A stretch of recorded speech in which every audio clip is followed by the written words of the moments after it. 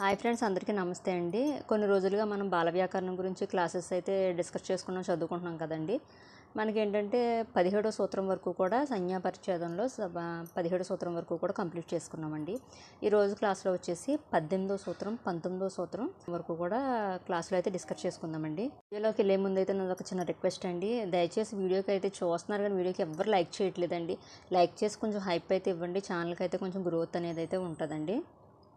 Friends, మనం ఇప్పటివరకు కూడా 17 సూత్రం వరకు కూడా కంప్లీట్ చేసుకున్నామండి. ఈ రోజు క్లాస్లో అయితే 18వ సూత్రం నుంచి కంటిన్యూ చేద్దామండి. సూత్రం 18.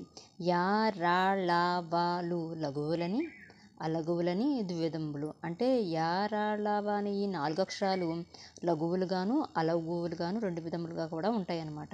హరి అతడు ఇత్యాదులందు ఆగమ యాకారంబు లఘువు, తక్కిన యాకారంబు అలఘువు. ఇక్కడ హరి అతడులో యా వచ్చింది కదండి, ఇక్కడ మట్టుకు యాకారం అనేది లఘువు అనమాట. మిగతా ఎక్కడొచ్చినా సరే అది అలఘు కింద లెక్క అనమాట. విరుగు మెరుగు ఇత్యాదులందు రేఫంబు అలఘువు. ఇక్కడ వచ్చేసి ఇక్కడ విరుగు మెరుగులో వచ్చేసి ఇక్కడ అలఘు అనమాట. ఇక్కడ రేఫంబు ఇదే శకటరేఫము అని చెప్పబడును. శకటరేఫము తత్సమ తద్భవంబులందు లేదు. నెక్స్ట్ పెరుగు కరుగు ఇత్యాదులందు రేఫంబు లఘువు. ఇక్కడ రాకారం వచ్చింది కదండి, ఈ ఇన్ని చోట్ల ఇక్కడ మనకి రేఫం ఎలా ఉందంట, లఘువుగా ఉందన్నమాట. నెక్స్ట్ ఏలూరు పాలులు త్రాలులు బహుత్వం మందు రా లా డాలకు ఆదేశములైన లాకారము అలఘువు. ఇక్కడ లాకారం వచ్చింది కదండి, ఇక్కడ అన్నీ కూడా ఈ రా లా డాలకు ఆదేశముగా లాకారం అనేది అలఘువు అనమాట. నెక్స్ట్ అతడు ఒలికే ఇత్యాదులందున్న ఆదేశ వకారము లఘువు, తక్కిన వాకారము అలఘువు. ఇక్కడ వచ్చేసి ఆదేశ వాకారం వచ్చేసి ఇక్కడ లఘువు అయింది, ఇక్కడ వచ్చేసి అలఘువైంది. వర్ణ సమన్వయమందలి లాకారము వర్ణాంతరము కానీ అలఘువు లాకారము కాదని ఎరుగునది. నెక్స్ట్ వివరణ చూడండి. ఇక్కడ యాకారం గురించి, హరియతుడులో యాకారము లఘువు అంటే ఆదేశంగా వచ్చిందనమాట ఇక్కడ హరియతుడులో. నెక్స్ట్ యజ్ఞము మాయలో యాకారము అలఘువు. ఇక్కడ శబ్ద సిద్ధం ప్రకారంగా వచ్చిందనమాట. ఇక్కడ యాకారము అంటే యజ్ఞము ఇక్కడ శబ్దాన్ని బట్టి వచ్చింది, ఇక్కడ వచ్చేసి ఆదేశం బట్టి వచ్చిందనమాట ఇక్కడ. నెక్స్ట్ రా రా విరుగు మెరుగులో రాకారము అలఘువు, పెరుగు కరుగులో రాకారము లఘువు. మనకి అలఘువు అంటే ఏంటి, శబ్దాన్ని బట్టి వచ్చింది. విరుగు అంటే ర్ర అని వస్తుంది కదండి, లఘువు అంటే ఆదేశంగా అయితే వచ్చిందనమాట. నెక్స్ట్ లా లా ఏలులు పాలులు త్రాలులు లాకారము అలఘువు. తల నెల కళాశాలలో లాకారము లఘువు. వా ఆవు గోవులో వాకారము అలఘువు. అతడు ఒలికే నిద్రపోయేలో వాకారము లఘువు. యా రా లా వా అను అక్షరములు లఘువులవి మరియు అలఘులని 2 రకములు. లఘువు అనగా తేలికగా ఉచ్చరింపబడినది, అలఘువు అనగా తేలికగా ఉచ్చరింపబడనివి. ఎప్పుడైతే మనం తేలికగా ఉచ్చరిస్తామో వాటిని లఘువు అంటాము, అలఘువులు అంటే తేలికగా మనం ఉచ్చరించబడలేమన్నమాట వాటిని. నెక్స్ట్ ఛందస్సు శాస్త్రములో గల గురులఘువులతో వీటితో సంబంధం అనేది లేదనమాట.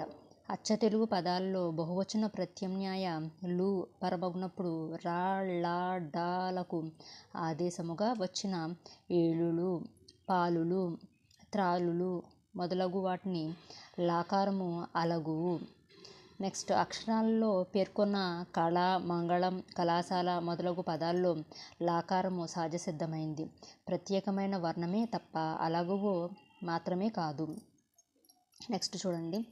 యా ఇక్కడ వచ్చేసి లఘువు, ఇక్కడ అలఘువు అనమాట. యా అనేది ఏంటి, ఆగమ యాకారం. ఇక్కడ వచ్చేసి శబ్దసిద్ధ యాకారం. ఇక్కడ ఏంటి, హరి అతడు ఆగమంగా వచ్చింది, ఇక్కడ శబ్దాన్ని బట్టి వచ్చింది కాయ యజ్ఞము. నెక్స్ట్ రా సాధు రేఫము శకట రేఫము. ఉదాహరణ కరుగు పెరుగు. ఇక్కడ వచ్చేసి విరుగు మెరుగు. నెక్స్ట్ తల నెల శబ్దసిద్ధం లకారము, కళ మంగళ శబ్దసిద్ధం లాకారము. ఇక్కడ వచ్చేసి లా అనేది బహుత్వంబులు రా డా లకు ఆదేశంగా వచ్చిన లాకారం, ఉదాహరణకు త్రాళ్ళు. నెక్స్ట్ వా ఆదేశ వాకారం, ఉదాహరణ అతడు ఓలికే శబ్దసిద్ధ వాకారం, ఉదాహరణ ఆవు గోవు. నెక్స్ట్ ఇక్కడ 18వ సూత్రం కంప్లీట్ అయిపోయిందండి. ఇక్కడ 19వ సూత్రం 19 సంస్కృత ప్రాకృత తుల్యంబగు భాష తస్తమంబు. మనకి సంస్కృతంతో కూడుకున్న ప్రాకృతంతో కూడుకున్న భాష మనకేంటంటే తత్సమం అనమాట. తుల్యం అంటే సమానము అని అర్థం. సంస్కృతం చూడండి, సంస్కృతము సంస్కృత సమము. రామాహ సంస్కృత పదం ఇది. సంస్కృతం సమమైన భాష రాముడు.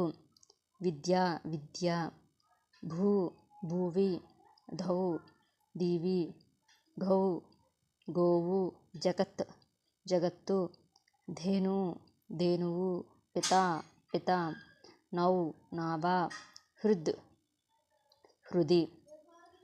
నెక్స్ట్ చూడండి, సంస్కృతము ప్రాకృతము ప్రాకృత సమం. అగ్ని అగ్గి అగ్గి. ఆలిషి ఓలి ఓలి. కటుహు కరో కారము. గౌరవం గారవము గారవమము. ఆలి అనేది సమూహము అన్నమాట. నెక్స్ట్ చూడండి, సంస్కృతము ప్రాకృతము ప్రాకృత సమము. జట జడ జడ. ఇవన్నీ కూడా మన పదాలు అయితే మనకి ఎగ్జామ్లో అయితే అడుగుతాడండి ఖచ్చితంగా. యమహ జము జముడు.